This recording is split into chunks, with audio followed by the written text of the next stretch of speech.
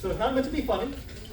I want to encourage reading ahead in class, because if the first time you see a word or the first time you see a concept is when I'm talking about it, that is already too late.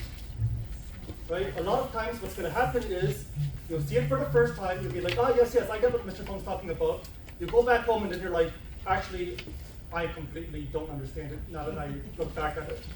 You want that confusion to happen before you come to class, so that when I'm explaining it, you'll understand what to be looking for to clear up your confusion. Right? So that's why I encourage reading ahead in class. But I am not going to penalize you for the fact that you did not read ahead. Right? So just make sure that you are paying attention during this as we go through the material. It was funny weekend. Yeah. It was funny weekend. Yes, that's true. Oh, the funny could have also been studying. So let's talk about grids. Okay? Last week we were talking about collimation, beam restriction, right? And how that affects scatter. Now we are going to talk about grids. Grids were invented by Gustav Bucky back in 1913. If you think about it, this is less than 30 years after the discovery of X-rays. Right? X-rays were discovered when? November 1958. No, sorry. 1895. November 1895, right? Discovered in 1895, less than 30 years later, right? We already had grids invented. Grids are placed between the patient and the IR, right? So they are going to be placed where the secondary beam, right, the remnant beam is going to be. The benefits of grids, they reduce scatter radiation reaching the IR. Less scatter, less fog, better image quality, right? Better contrast. The downside to using grids, we will see an increase in our exposure factors. Specifically, which exposure factor? Mass. We are going to increase mass when we use a grid.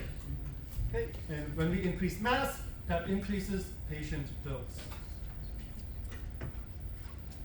Now, there are 3 types of grids, and specifically 3 types of stationary grids.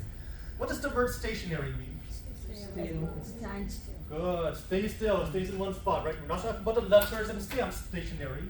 Right? We're talking about the does not move. So, we have. Oh, can you go back?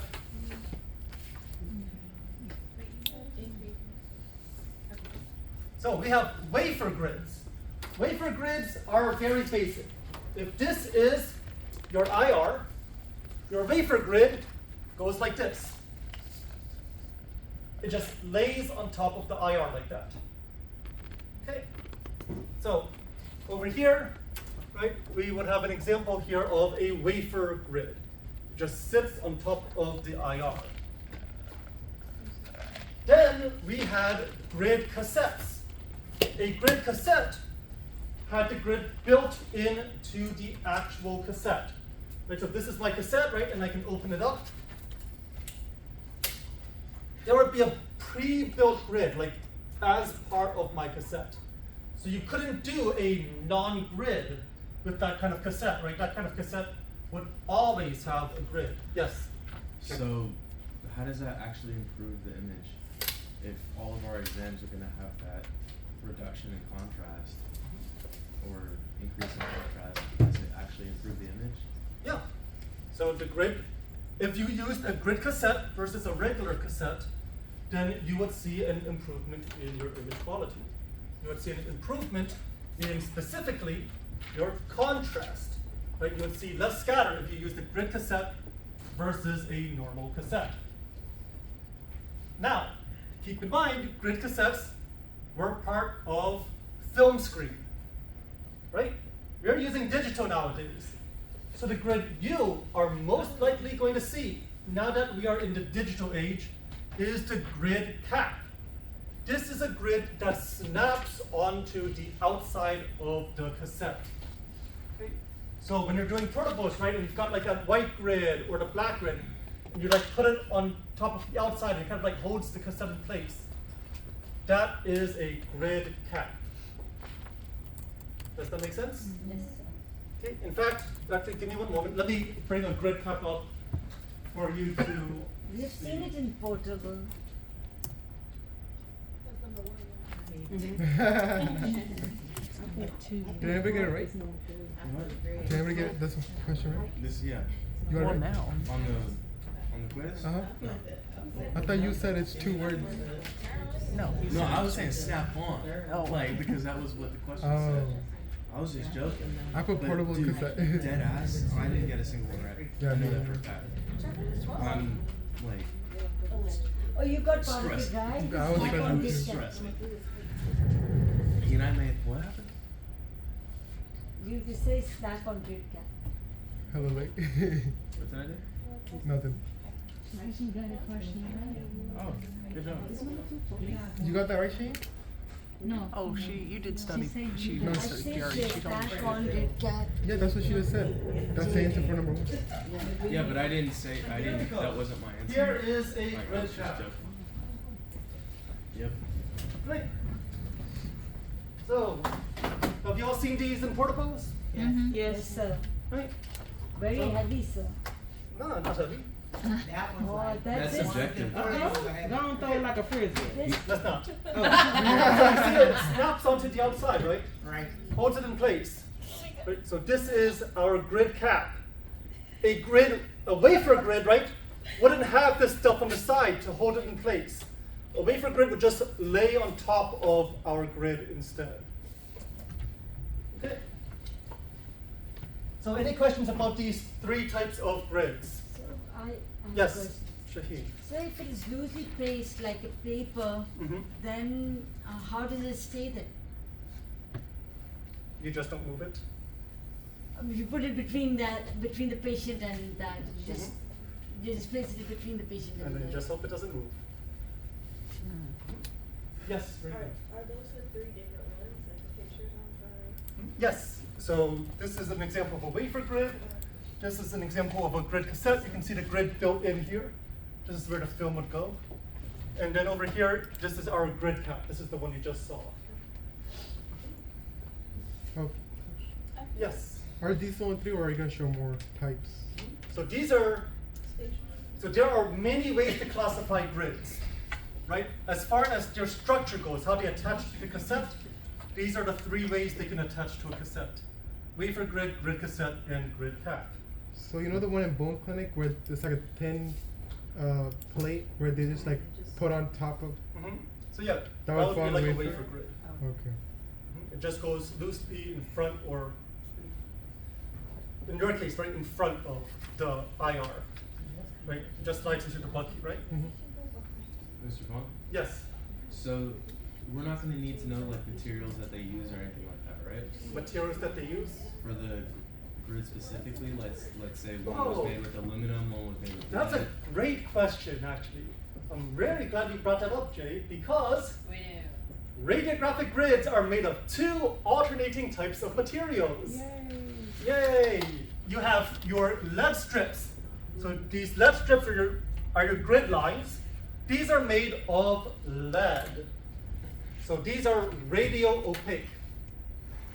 You also have interspace material. This is the stuff in between your lead strips. The interspace material is usually made of aluminum. Although back in the day of Mr. Gustav Bucky, aluminum was really expensive, so instead they used wood for their interspace material. Okay. So you have lead strips or lead lines, you hear them either way. Lead strips and lead lines, they're radio opaque. Right? They're made of lead, as the name tells you. Interspace material, the stuff in between the lead lines, that is usually made of aluminum. And then the front and back of the grid, usually also protected by aluminum.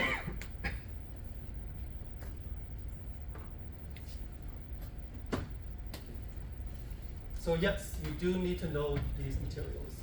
But you've seen lead before, you've seen aluminum before, so hopefully not too bad. Yes? So on that, are we still gonna need to remember the filtration factor of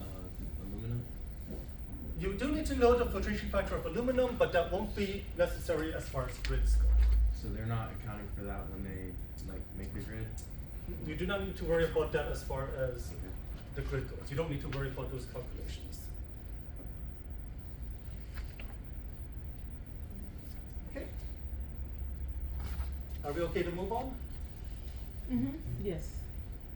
Anyone still right? So a few pens moving. Was this for like interspace material? For like anything on here for like question 3 or something? So, we need to once again review the difference between transmission and scatter. Because when we talk about the secondary beam, right, the remnant beam, right, the remnant beam is made of transmitted photons and scattered photons. So a transmitted photon leaves the tube, and what happens to this transmitted photon? It goes to the Was the patient. It reaches the patient, Goes through the patient. good, goes through the patient, passes through the patient, and then and reaches the IR. So it just goes straight from the tube to the IR, right? It goes straight through the patient, no interactions, right? No Compton, no photoelectric, no But- Thompson. But absorption and attenuation and scatter before it reaches IR. So We're talking about transmitted photons right now. only the transmitted. So right now I'm only talking about transmitted photons. So transmitted photon has no interactions. It just goes straight from the tube to the IR, correct? So does it ever change directions? No. No. So transmitted photon will always travel in the same direction as the primary beam. The transmitted photon does not change directions. What about a scattered photon? When the scattered photon leaves the tube, right, what happens? It comes out, reaches the patient, and then what does it do? And it changes directions. Good. So the photon comes through the tube, it scatters inside the patient, and when it scatters, it changes direction. It changes its angle. Does it also So- lose energy? Can I just? It may lose energy depending on what kind of scatter. Yes, Sir, why Shahid. did you say scattered photon when it leaves the patient? It only when it leaves the tube. It scatters only at the patient. Sorry, that was I didn't speak clearly then. So a photon leaves the tube and then it scatters in the patient. You are correct. Right? But right now I do want to make sure that we understand I'm talking about we're talking about scatter right now. Right, so on transmission, right, it went straight through. With scatter, it comes out, hits the patient, and then it changes direction. So transmission does not change direction. Scatter does change direction. So, how do we block scattered photons without blocking transmitted photons? The idea is to line up the lead strips so that they are in the direction of your primary beam. If they're following your primary beam, your transmitted photons will be able to go through them. Your scattered photons, because they changed direction, are now traveling at a different angle compared to the primary beam. Because the scatter is traveling at a different angle, it won't go through the lead strips anymore. It's going to run into them and get absorbed. So that's the idea behind a grid. So a transmitted photon, right, follows the primary beam, comes straight through in between the lead strips. No problems getting through the grid to the IR, correct? A scattered photon, it's not coming straight down anymore.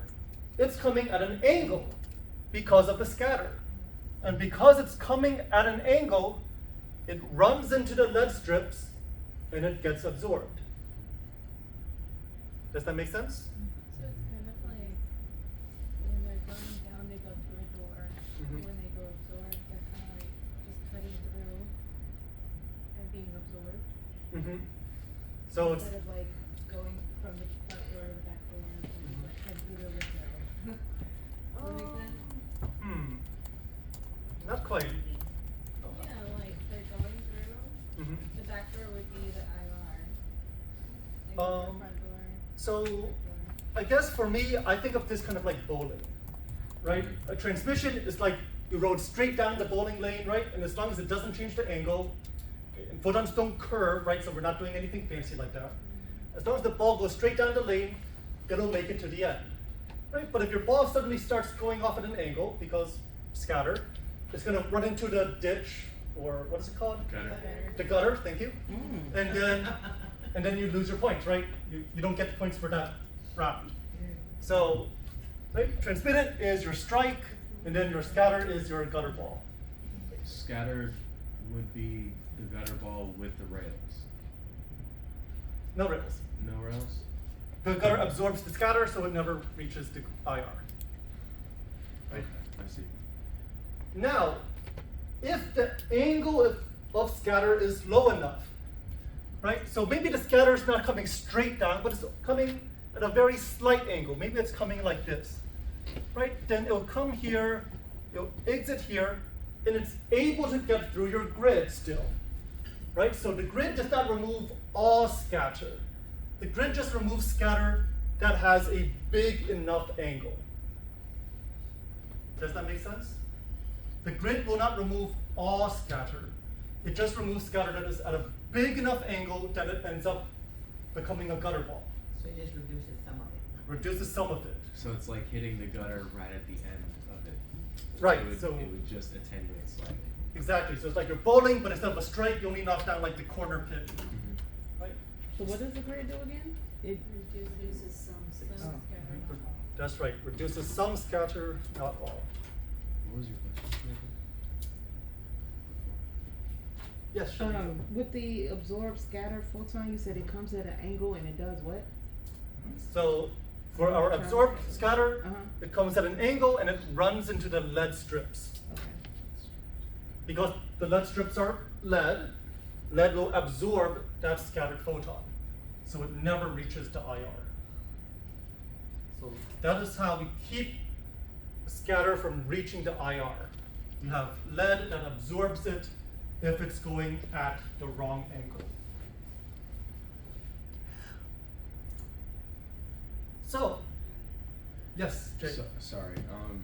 Let's say on a grid you had 120 lead lines per inch. Mhm.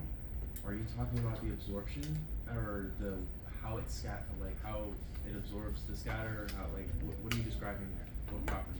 So it's just inside 1 inch, you have 120 of these lead lines. The more lead lines you have, right? If you had so let's just imagine, right, this line was not here. Instead of 3 lead lines, we only had 2. Right. What do you think would happen to the amount of scatter that we reduce? It would be less. We would not Will be absorb increased. as much scatter, right? Scatter will increase. Right? If this thing is missing, right, scatter now can come at a greater angle and still make it through. So by adding an extra lead line here, we increase how much scatter we absorb, right? We reduce the amount of scatter that makes it through. So adding more lead lines will improve how much scatter we get rid of. So in other words, if we had 60 lines of lead per inch, Mhm. the property of the grid that we're changing is the amount of scatter. No. So you're Absorption. asking about the pop quiz question. Now, if you would be patient, one more slide, you would see that the definition here is grid frequency. The number all you of had to lead say. strips per inch or per centimeter. This was in So this is the You write it down. property of your grid we are talking about. So if a grid has a grid frequency of 60 lines per inch, that means you have 60 lead strips for each inch of grid. Okay, if it was 30 lines per inch, you have 30 lead lines per inch of grid. Right? So this tells you how much lead is in your grid. However, grid frequency is not the whole story. Because if we look back at this picture here, right? Not only is the number of lines here important, but also this here, the height of the lines. If these lines were shorter, it would be easier for scatter to make its way through. if these lines are longer, it's harder for scatter to make the way through, right? Going back to the bowling example, if the bowling lane was only 2 feet and then the pins were right there, I would have a very easy time hitting strikes. But if the bowling lane was 30 feet long, I have a much harder time hitting strikes, right? It's more likely I get a gutter ball. Same thing for grids. If the grid is short, scatter makes it through easier. If the grid is tall, scatter has a harder time getting through without running into one of these lead lines. So we can't only look at grid frequency, we need something that also looks at the height of those grid lines. And that is where grid ratio comes in. The grid ratio is the ratio of the height of the lead strips to the distance between them. So grid ratio is the height of the lead strips to the distance between your lead strips. So when we say 5-to-1 grid, 8-to-1 grid, 12-to-1 grid, what are we actually saying? How many lines of lead strip per inch? We're saying how high that grid line is to the distance between your grid lines. So a 5-to-1 grid, for example, could be, let's say, 5 millimeters tall and 1 millimeter between each grid line. If you compare that to a 16-to-1 grid, 16 millimeters tall, 1 millimeter between each grid line. The 16-to-1 grid, right? Bigger height. So harder for scatter to make its way through. That's why a 16-to-1 grid reduces scatter better than a 5-to-1 grid. Does that make sense? So when we say a 16-to-1 grid is better for scatter than a 5-to-1 grid, that is why. It's because the taller height of the lead strips will absorb more scatter. Yes, Jay. But it's not just absorbing scatter, right? It's absorbing useful X-rays if we start to increase the GC. Yes, that is correct. Okay. Very good. So then a lot of the X-rays that are made to use our image are useful and or like scatter then. Like, because if we're getting rid of a substantial amount of the scatter, then if we didn't have it, we're still going to be able to visualize that blurriness, right? Like it's going to give us a similar image. Like I don't know if I'm being redundant or not. I'm trying to figure out how to say this. I guess it's a question for after. Okay, all right, we can talk about that after. So if you ever want to calculate grid ratio for yourself, just take the height of the grid line, you divide it by the distance, right? And then it's number to 1, right? So if the height was 20 and the distance was 2, 20 divided by 2 gives you 10, so it's 10-to-1. That would be your grid ratio. Does that make sense? Yes. Question. Yes. On that this, makes sense. so on that problem, it'll be 5 over 2 for the. So for this one here, Uh-huh. if the height is 5 millimeters, It'll be 5. 1 millimeter of space between them, so the distance between okay, is 5 1. over 1. Okay. Just 5 over 1, so 5-to-1. Okay. So notice, right, this says nothing about how thick the lead strips are. This only talks about the distance between the lead strips, right, the interspace distance. So you would end up using both grid frequency and grid ratio to kind of determine how good your grid is. So then the grid frequency would give us the width? Or So grid frequency will just tell you how many lines per inch. The more lines, the better. Okay? Grid ratio tells you the ratio of the height to the distance between them. The higher the grid ratio, the better. so if it were to say 3 lines per inch, that's not necessarily saying that they're super thick lines, it's more so saying there's just 3. Correct. So thickness doesn't matter at all, right? So thickness, we don't really worry about that too much. And when you're saying thickness, you're talking about the lead, not Of the just the lead. interspace? Correct. In the previous slide, you said height over width. Mhm. instead of distance, is that the same as, one more back? That one right there. So Width height of over interspace? width of interspace. That's That what is you your mean by grade distance. ratio. That is your distance. So I have a question. Yes, Shahid. So the size of the, is that a standard size?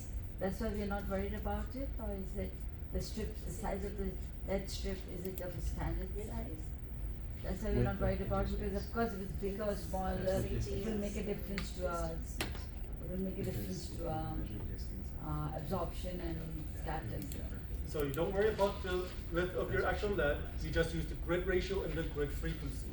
The width of your lead will affect grid frequency, right? If your lead is really thick, your grid frequency is going to be lower. So we don't talk about thickness of the lead because that doesn't really mean a lot by itself. We talk about frequency and we talk about ratio. The lead lines can change thickness? Okay, any questions about these two vocabulary terms? That's what I measured. We're good so far? Okay. Then next up, we have grid effectiveness. So, we saw that, right? Grid ratio, grid frequency will affect how much lead is inside the grid.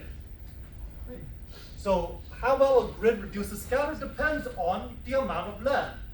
Right? The more lead, the more absorption is going to happen. So, if grid ratio increases, we have more lead. Right? Now, if grid frequency changes without changing the grid ratio, we actually end up with less lead. The reason because you need to make your grid lines thinner in order to fit more lead lines in the same amount of space. Okay? So pay attention to the labels in the grid so you know the grid ratio, frequency, size, and optimal SID to use. All right. So main takeaway here, key point is about lead content. Right? The more lead that is in the grid, the better your grid is at reducing scatter radiation.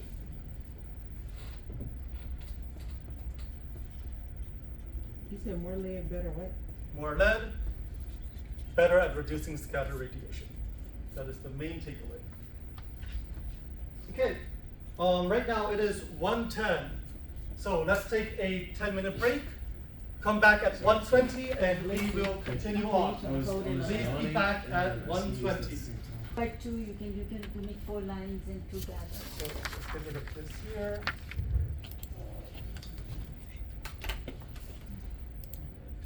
So just add 3 more lines? So, 4 lines and 2 gathers. okay, so let's add some lines here. So let's say I did something like this, right?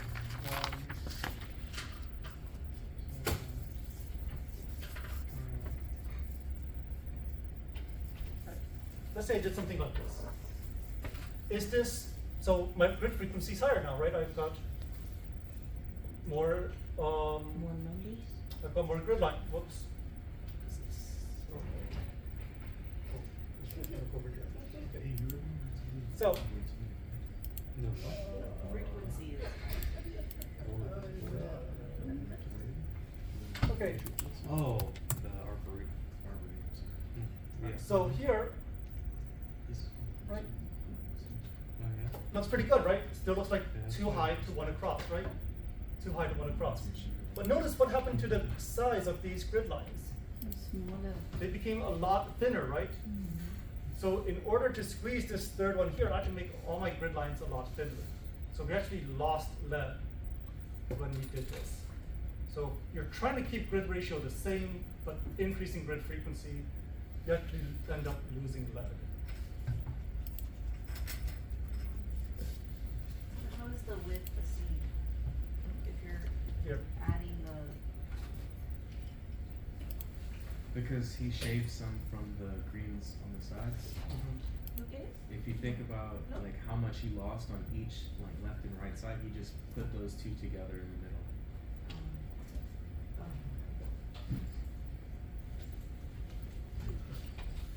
See, but you could have Oh, kept no, the it's going on. space in between less also.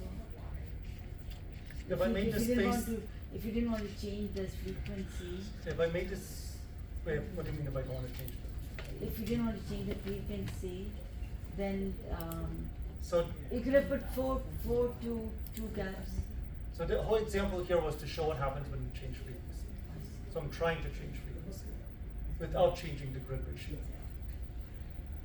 So you, or did it change the grid ratio? Grid ratio did not change.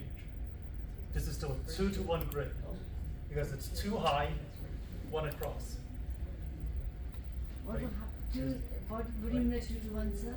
This is Hey, do y'all know 1 when you sent centimeter, this PowerPoint? 2 centimeters, right? 2 Do y'all know when you centimeters sent tall, this PowerPoint? Oh, yeah. 1 'Cause I centimeter can't wide. seem to find it. 2 to 1. That's a Sometime 2-to-1 last week, grid. right? Yeah, last week. Shit, I thought I might have dropped it in chat. The 29th, This one, I right? think.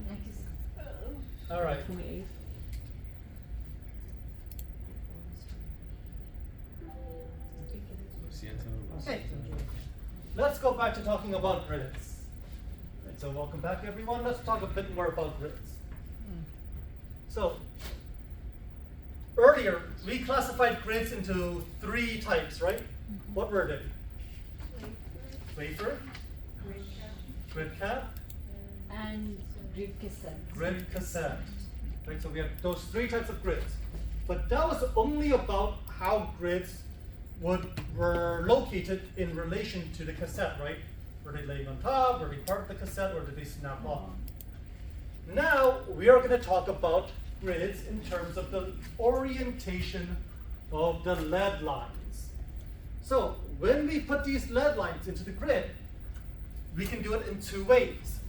We can do it linear. Linear has the word line in it, right? So the lines here, right? You have grids with lines. Over here, you have a whole bunch of these crosses, right? So this is a crossed grid. You have lines going up and down and sideways, right? Vertical and horizontal lines. Linear grids, it's only one direction or the other. The lines can go vertical, the lines can go horizontal, but you will not have both in a linear grid. Crossed grid, you will have both vertical and horizontal lines. Does that make sense? So, 2 types of grids. Which grid looks like it has more lead in it? Crossed. The crossed grid. So the crossed grid has more scatter absorption. Linear grid has less scatter absorption. However, because we have lines in both directions in the crossed grid, if I have a tube here and I try and angle upwards, what will happen? The rays will get stuck, so that Right, the rays will run into these horizontal lines here.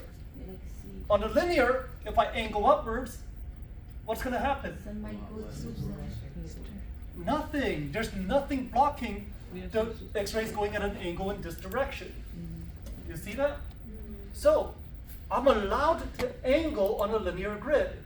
I am not allowed to angle on a crossed grid. And I need to be careful with my linear grid, right? If I do angle, I have to angle in the same direction as the grid lines. I can't angle this way, right? I can't angle across because I'm going to run into the lines. If I angle, I have to angle in the same direction as the lines. So linear grids allow a tube angle in the same direction as grid lines.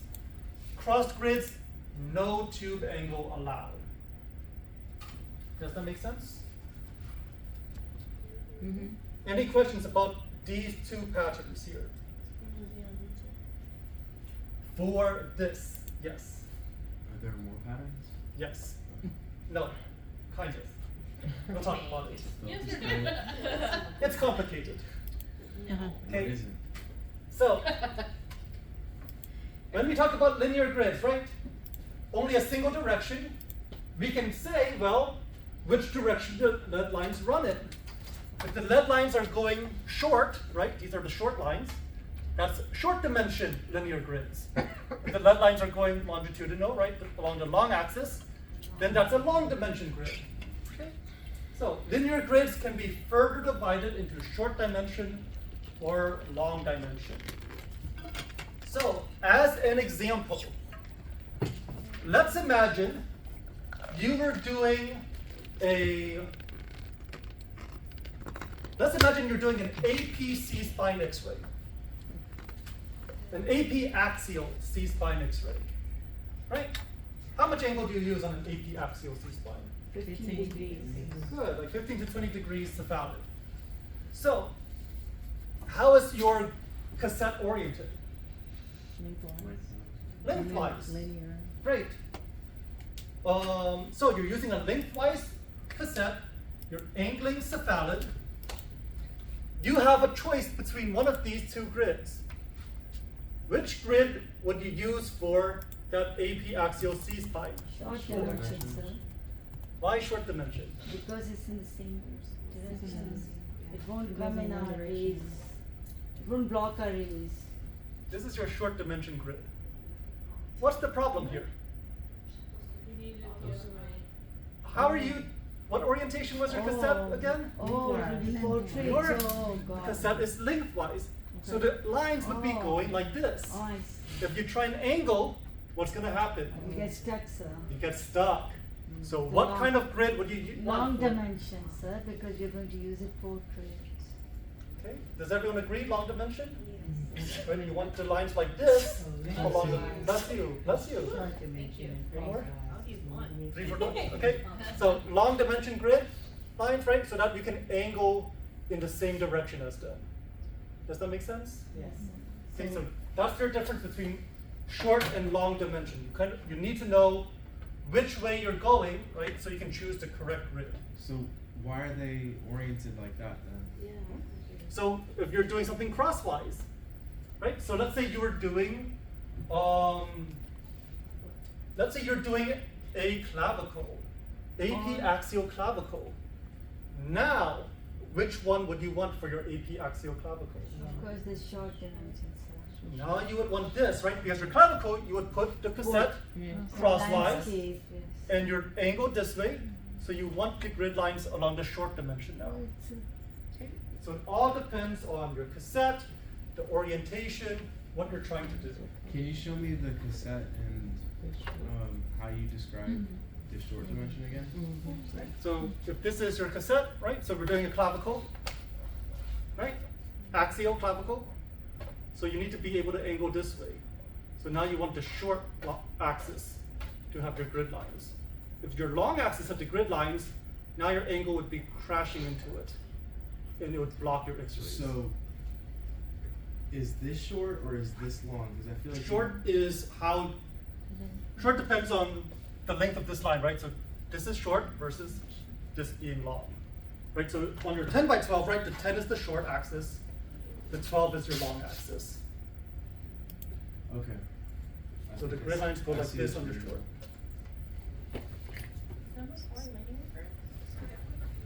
I don't remember the question. So earlier you asked about the chest X-ray or something, right? Or you Linear? first C-spine.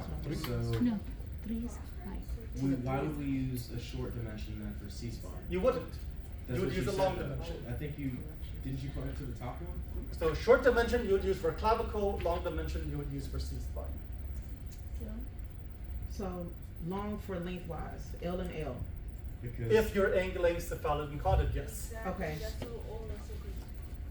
Sir? Nani? The That one should that you be- showed before, No, one was crosswise and one was linear.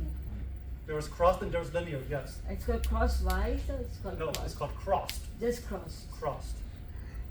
You cannot angle on a crossed. That's why you don't see a crossed up here. That's You cannot angle on a crossed. Did you have a question, Rita? No, just What is That's what you confusing? said, right? Long for lengthwise. No, it's not one, but it's only for I guess it just depends on what you're trying to do, like, what kind of X-ray you're taking, right? It does, yes. So, say you're doing a foot, which one would you do? Okay, so for a foot, you actually would not use a grid at all. Right? A foot is small enough that you should not use a grid.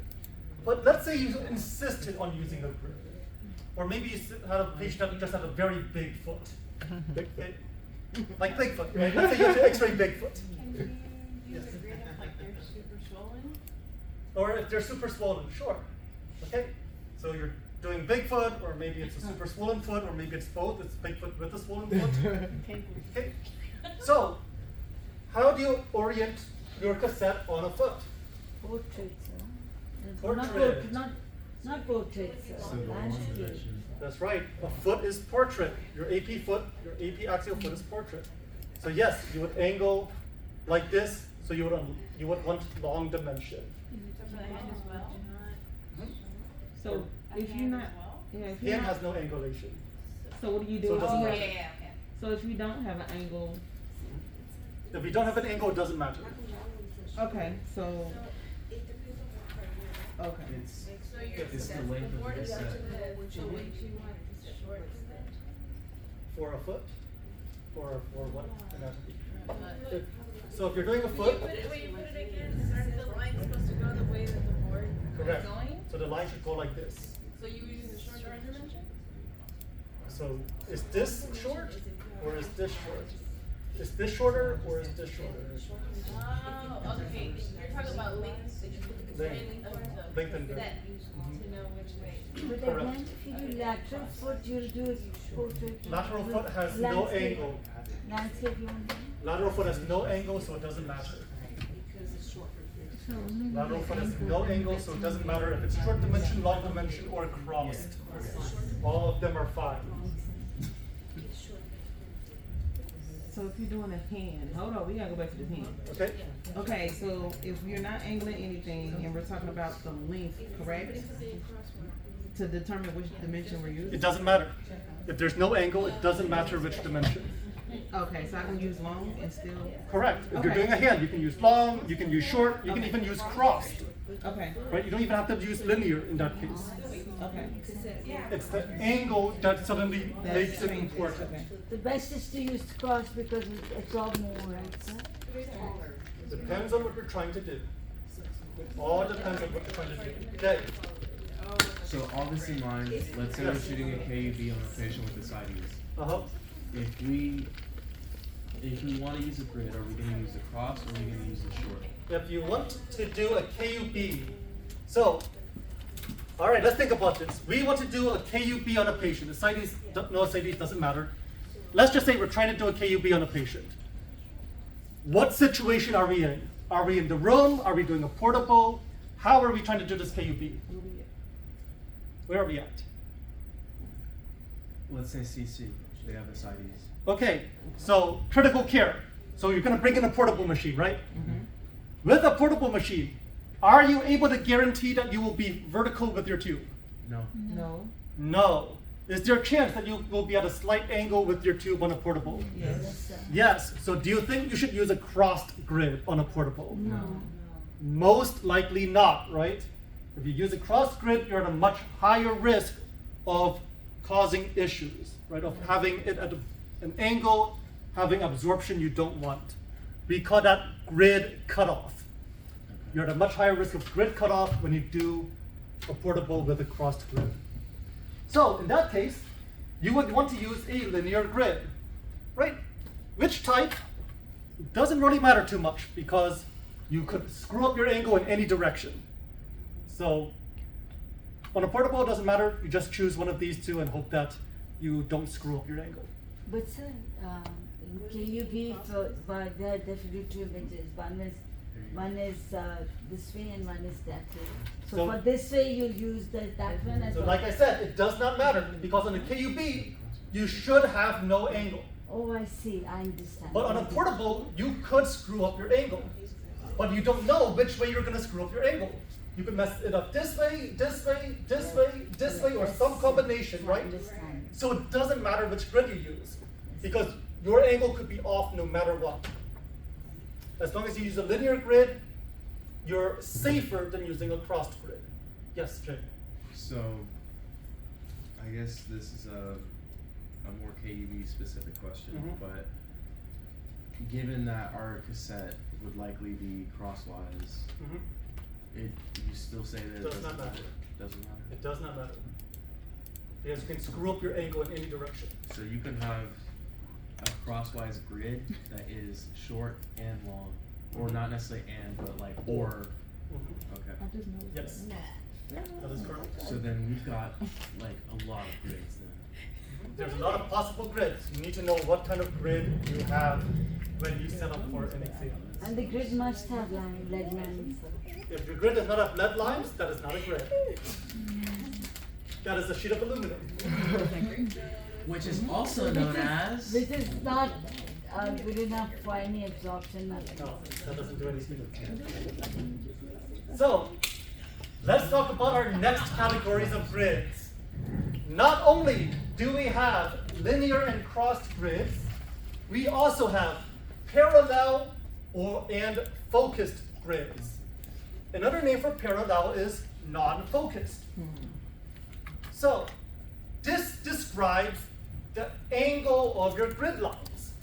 If your grid lines are all perfectly up and down, that's parallel because the grid lines are parallel to each other. Is that also linear? That is not linear. Linear is talking about this. This is linear. Now we are talking about this. Oh. Here, are these lead lines parallel or do they come at an angle? Okay, so linear and crossed is talking about the face, the surface here. But we're now looking at the side. From the side, are they pointing in the same direction or are some of them angled in different directions and some of them straight? If they are all straight, that is parallel. If we have angles, that is focused. A parallel grid is good for portables, mobile imaging. The reason is because with a parallel grid, your SID does not need to be precise. You can use a large range of SIDs and the grid will still work. On the other hand, a focused grid is built for a specific SID. A focused grid is built for a specific SID. So you see this inside rooms. Why? Because when you do an exam in the room, what do you turn on when you try and position your tube? Detent. So your tube locks into place at a specific SID, right? So you can be sure, you can guarantee you have a 40-inch SID, a 45-inch SID, a 72-inch SID, right? You can guarantee that inside a room. So you can use grids that require a specific 40-inch SID or a specific 72-inch SID. So if you've been in clinic and you've noticed that when you're doing the grids, you have multiple grids, multiple colors of grids inside those rooms, right? What's the difference between those different colors? Some of them are 40-inch, some of them are 72-inch. And the reason is because those are focused grids. Inside your room, those are your focused grids.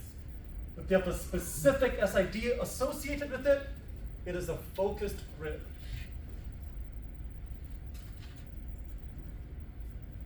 Okay so far? So they're more If angled. the lines are angled, how is it letting transmitted Mm. photons go through? Great question. Let's take a look. So, we have our tube up here, right? When the X-rays leave the tube, what happens? They Divergent. they go in and Spread out. out. What is this spread called? What Coda says. Oh, they're- Divergence. Yes, very good. So we have divergence of the beam. If you use a parallel grid, all these grid lines are straight up and down. It lets the X-rays in the middle through quite easily. But on the sides, you might actually end up blocking your transmitted photons.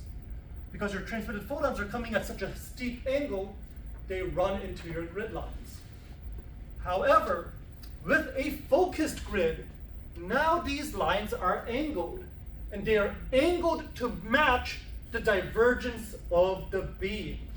So now when those X-rays spread, they spread to perfectly go straight through these paths created by the lead lines. So a focus grid actually gives you a better image because it is built to match the divergence at a specific SID. So do we have these fancy grids Yes. in use? In the actual rooms. So not for portables, but when you're actually inside the room, you are using a focused grid. If you look at the grid, it will say 40-inch grid. It will say 72-inch grid. Which is built in, So that is your focused grid. and that is built in, sir. No, you can move. You can We move don't it. see it. Yes, you do. Go to clinic. I promise you, you will see it. If you don't, ask your tech. Your tech will show you where it is. I promise you, we have focused grids. If Focus they have it grids. in bulk clinic. And even in the room, where X-ray rooms, the grids are not built in. We have to use it according to when we want to use it. On the DRs. Grids are removable. And they're used on the DR as well. You see them in DR as well, yes. But normally they don't use it, because we haven't used it. You should be using your grids. You should be changing all your grids to match your procedure. Yes, You Shamika. said with the parallel grids, it lets the X-rays in through the middle, and then on the side it does what? So for a parallel grid, Uh-huh. because the lines are straight up and down, Uh-huh. the divergence on the sides is sometimes so big that those transmitted photons run into the grid lines. Okay. Like those transmitted photons are coming at an angle, and like we said earlier, if it comes at an angle, it can run into those grid lines. We get that gutter ball.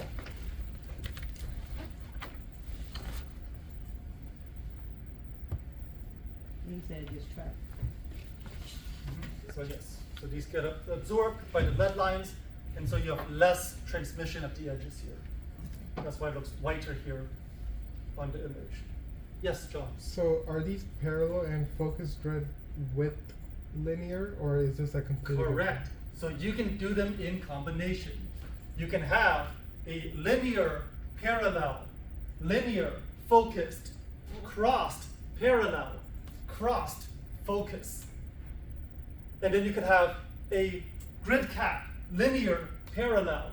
You can have a snap-on, Linear. crossed, focused, right? So you can combine these different types of grids, Hmm. right? These are all describing different properties of the grid. How it attaches, how it looks from the surface, how it looks from the side. Okay, you can make all these different combinations. Now, the part that I'm sure all of you are more interested in is this next slide. So, like we said earlier, in a focus grid, the lead lines are angled to meet an imaginary source of X-rays at a certain distance, Yeah. right? So this imaginary source, this imaginary point, is called your convergent point. So your focus grids are angled to meet this imaginary point here, the convergent point. On a linear grid, right, you'll have a whole bunch of convergent points following your line, right? So you've got a convergent point, point, right? You have convergent points all along here because all of these angle in the same direction. So this is actually called a convergent line. So if it's a crossed grid, it's going to be a point. If it is a linear grid, it is going to be a line. Okay? So crossed grids have convergent points, linear grids have convergent lines.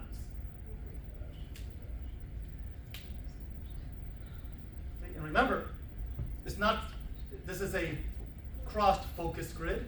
This is a linear focused grid.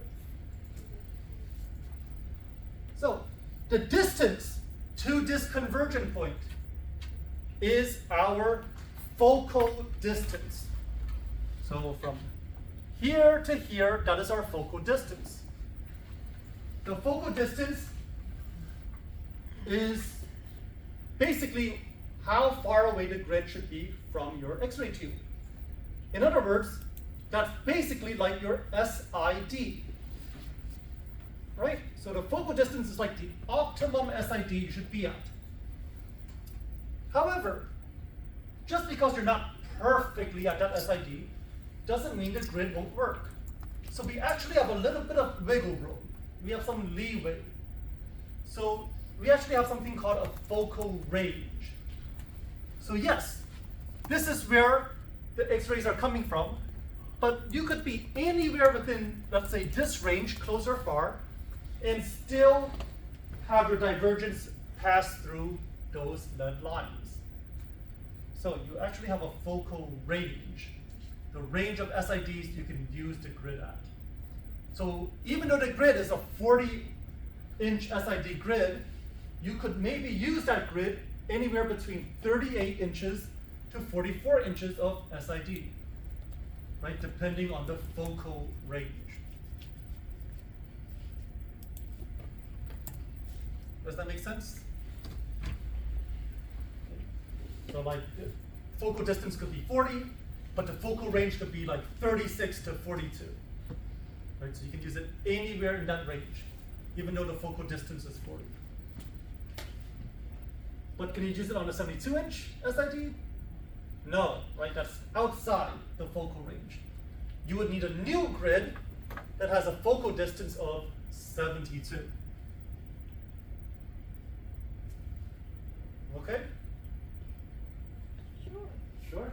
All right. Which distance is the focal distance, sir? What is that? Which distance is, the The convergence distance- point is the point where it's starting from? The But focal the dis- distance is the distance from the tube to the grid.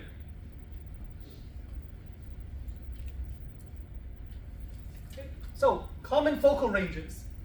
If the focal distance is 40 inches, right, you can actually normally use that grid somewhere between 36 to 42. If your focal range is 72, you can normally use that grid somewhere between 66 to 74. Right? So you have some wiggle room. You don't have to be so exact with your distance. Okay. Parallel grids, they do not converge, right? They're parallel, so they never meet together. Okay. No convergent point, right? Infinite focal range.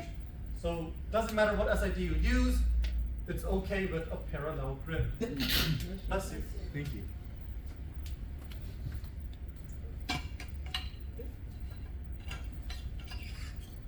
Are we okay to keep moving on? I'm still lost, like force back, I think maybe. Okay. But yes, keep going. Or we can talk about it during study. All right. So, what do you see? Artifacts. Linear. Artifacts. Oh. Lines. Yeah. Where did these lines come from? Yes, these are grid lines. They have a short dimension. So, so we have grid lines going like this.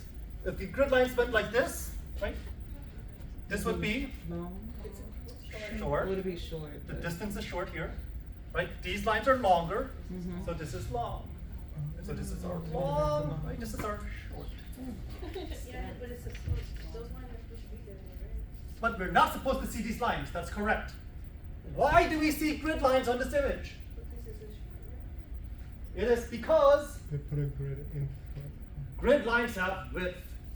Ooh. So when the transmitted photon runs into the grid line, it gets absorbed. It doesn't pass through, and now we have this area of white. Right? So that's how we can see the grid lines on the image. Because the grid lines are absorbing X-rays that directly hit them. Okay. So any X-rays which fall directly on the grid line will be absorbed. Therefore, it should be possible to see grid lines on the image. However, when you take X-rays, do you normally see grid lines? No. So we are doing something to get rid of those grid lines. Processor. Right, one thing we do is digital pre-processing. The computer automatically detects the grid lines, changes the colors so that it looks correct. Just does it for you, you don't even notice, gets rid of the grids by itself.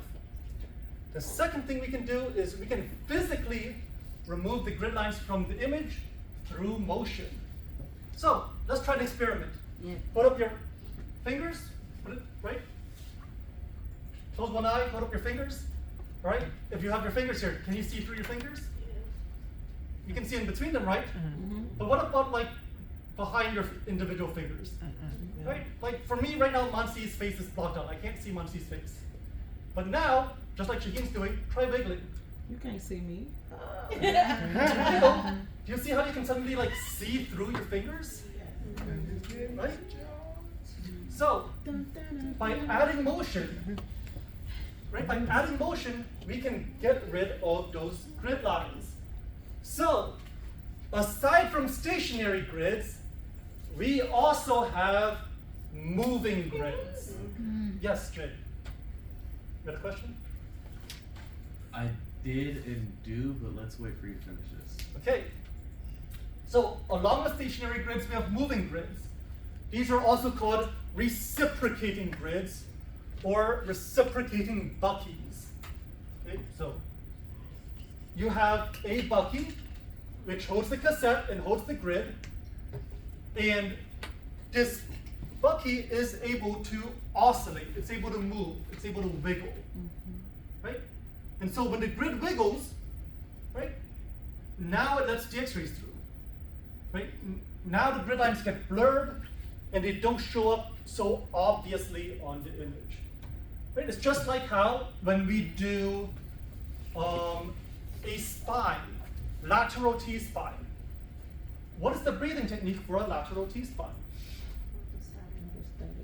Orthostatic, right? We have a breathing technique. Now, if you don't want to, you can just suspend on expiration, right? Or inspiration. One of the two. I think it's expiration, right? Get him, John.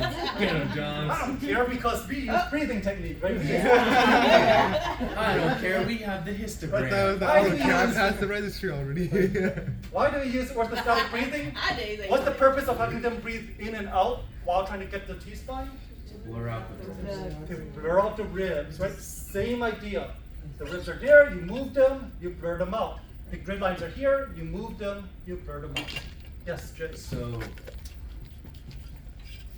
the last image with the grid lines, would you say that was a decrease in contrast or an increase in contrast? Neither. Neither?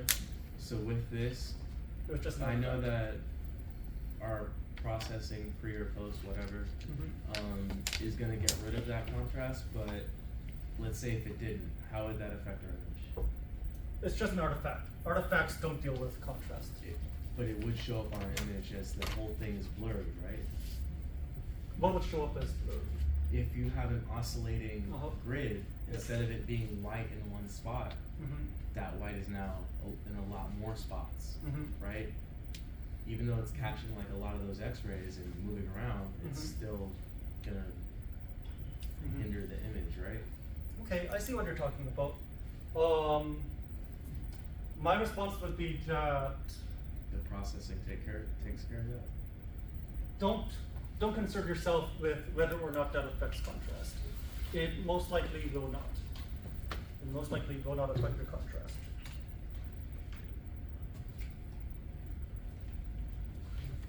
Especially since we're doing digital to digital pre-processing, will most likely benefit that anyway. But I see what you're trying to say, but no, it would not noticeably change your contrast. Okay. Yes. What happened in the other picture? Like, what was the problem? So in this case, this would be either before pre-processing, like they turned off the grid processing function, and so that's how it showed up, or this was done without an oscillating grid.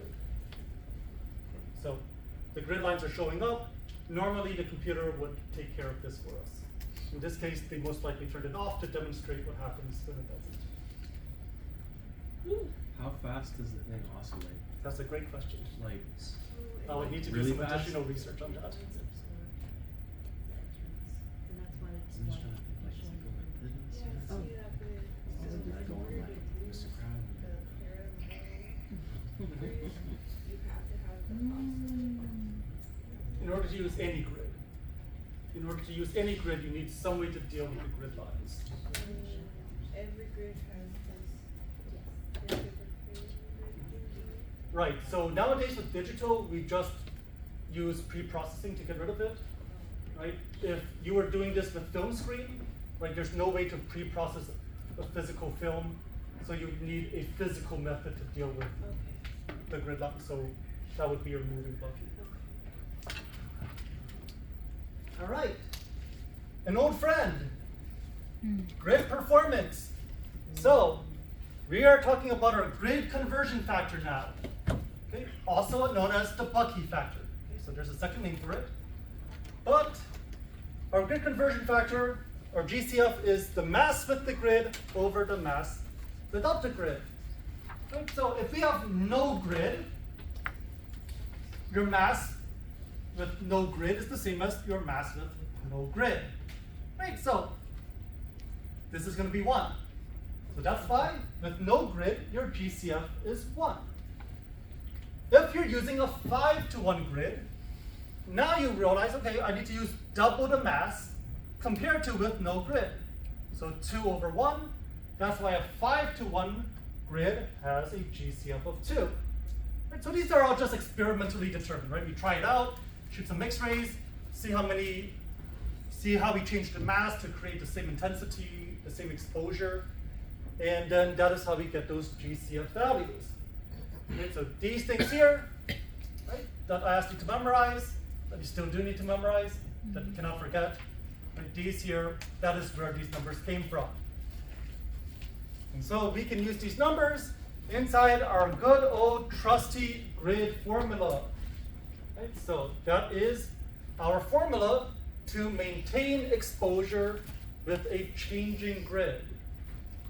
Do we remember this from last chapter? Sir, yesterday it was in the test, I didn't remember it and I was thinking how to do it. Well then, Yes, sir. you better go over it. Better go back and review Yes, your sir. notes. Okay? So, just as a brief review, let's say a radiographer produces a knee image with a non-grid exposure using 3 mass. Okay, so do a knee x-ray, no grid, use 3 mass. Now they have a patient and they have a grid, and their grid is 8-to-1.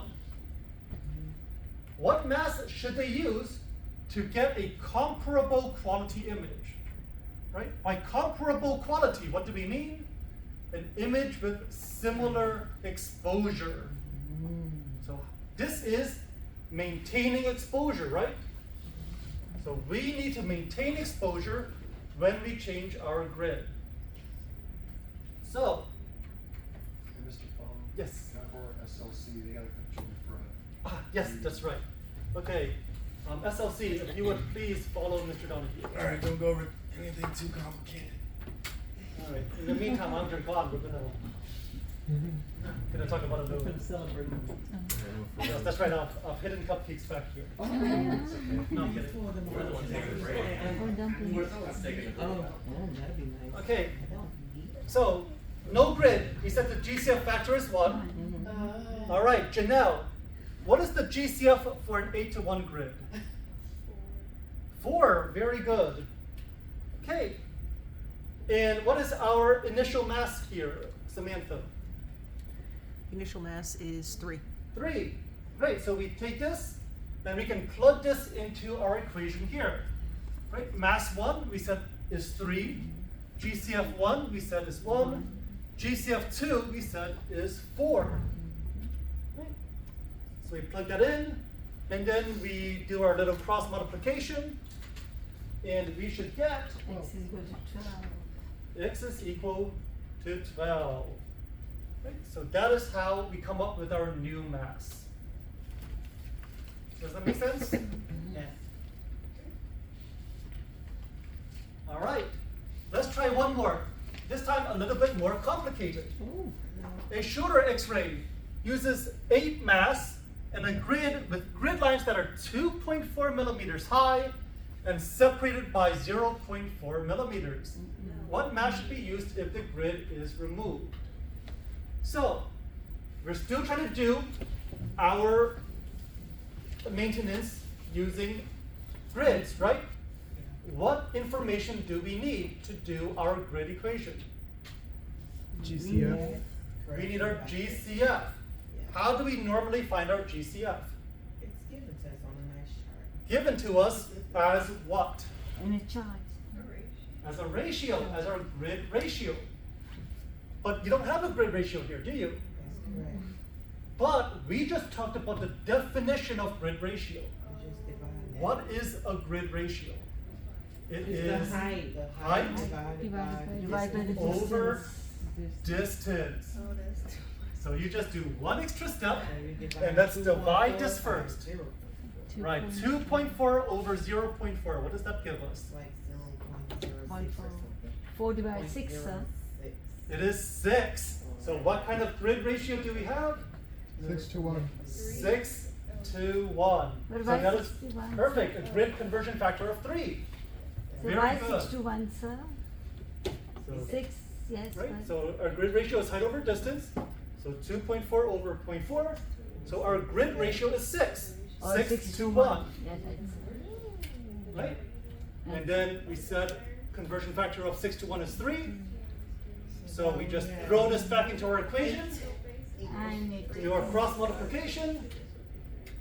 8 by 3. And that is 2.67 mass. our new mass. Okay?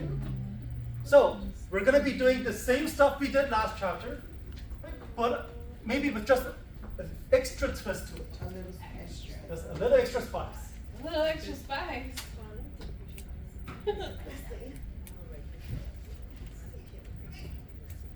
But so it's given us this, given to us in our PowerPoint, right? sir? What is Yes. that? This we have in the PowerPoint, right? This is in your PowerPoint, yes.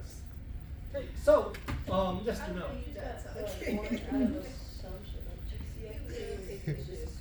They're not Mhm, making correct. Because we already have Yep, it so all. from your ratio here, you just assume that it's 2, 1. Whatever number to 1, 6 to 1. Because he said that in the beginning. Yeah. When you do that, it's always the one. So, so hopefully everyone was able to fill in their sheets. Yes, sir. Go ahead and pass it in, please. I hope you understand.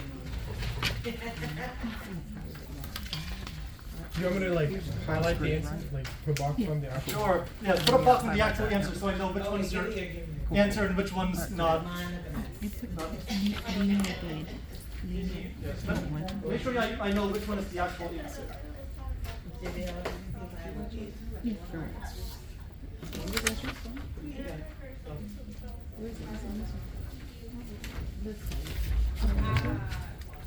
Thank you. Thank you.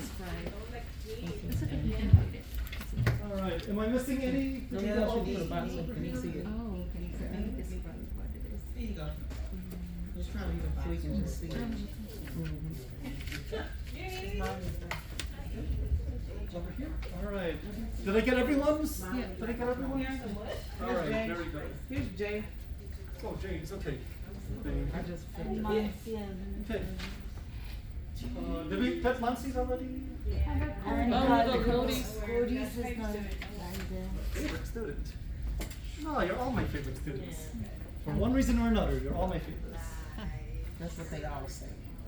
All of you have your own charms. Okay, we are now in study hall. Okay, so please use this time to work on any homework, do the note cards, or review for your exams.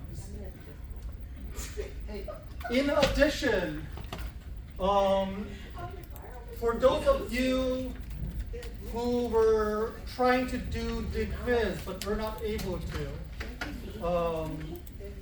let me know so that I can open it back up for you. So you have this session to do the quiz.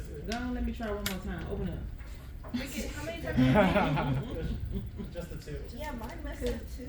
You don't have the extension. Messed up? What happened? You don't have the extension. So, yeah. No, it wasn't here. Yeah, I don't know. It's not here. What happened? Oh, you just need it. You just need it. For You're your- looking for Oh, something? yeah. No, The the extension. extension's So, I here. will I see know, if it's that one. What is it? I can yours unplug wasn't mine. able to. because Oh, it's yeah, I've too done far two. from I've me. done two. Oh, It's no, too no. far She from said, me. she said it's too far. She's- yeah. Samantha, I have to get. can you bring your device over? Oh, my device? Yeah. Yeah. That was the one you took the exam on, right? Mm-hmm. Okay. Yeah. 1 second. What chapter are we in? You're in Oh, chapter well. 12, yes. I'm gonna make that a pop quiz question next time. What chapter is this? Because I was thinking, I got your. I think class 13 is in- Miss Bonilla. Yeah, so I got them too. So I was like, wait a minute. Yes, that's right. Mine is 12, but yours is 13.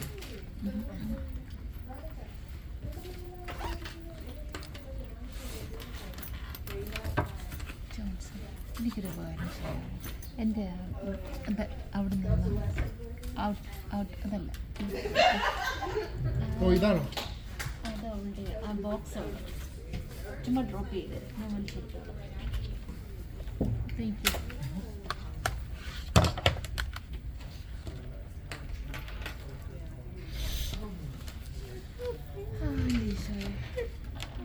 രണ്ട് ദിവസത്തോട്ട്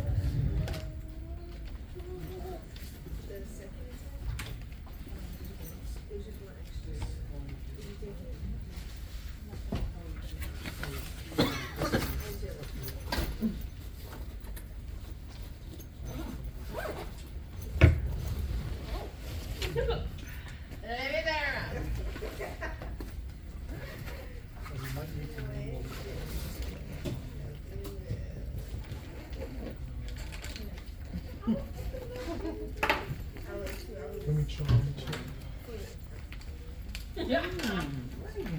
Not fully. She said, yeah. Then it was Easter, Easter Sunday. My mom, she had made, we went to the park, and she had made these like adult cookies that she saw on TikTok. Oh, Lord. They were so I cute. love it when people do stuff for TikTok. Yeah, we had like these like baby straws. It was, yeah, it was I fun. like, my cousin made the Easter, basket, you seen the Easter baskets?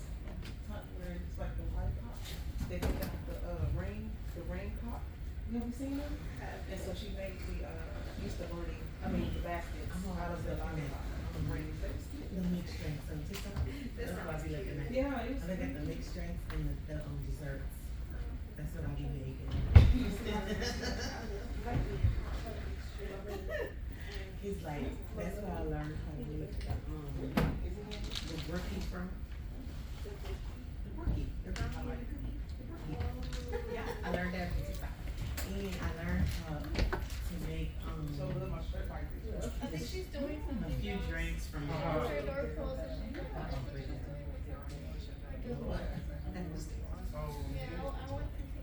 Oh yeah, and the cheesecake. There's like some other kind of mixed stuff. No, it's like a, From oh, it's TikTok. yeah, like a pizza. Also, I made the lasagna soup. Oh, was it good? That was really good. I like TikTok. Yeah, it's very good. And I had like and then I had Our last break, Christmas break, honey, I will put my break. I got a pizza up. Right. I'm not gonna lie, my Christmas break is So I made that big old gigantic, so I went, you know, the little, glass, jars that they make, punch in for parties. Oh, yeah. I had a big old, triple steak. Oh, and I bought everything. Made me some grill and honey. I enjoyed it. By the time it was going, I realized it was my time in bed. So I would get up and I have breakfast. You're not gonna find everything on fire. Then I have dinner. This is chapter. Then I'm done. I'm going out. Then I have Comprehensive. It was the best Route to 16. vacation ever. Come on in, because we only get off for 3 weeks. June 1st we danced. XMSL. I was sad when I realized we come back to June because my birthday is in June. So I thought we were together. Hey, something uploaded. You know I'm not trying to make you go for a ride.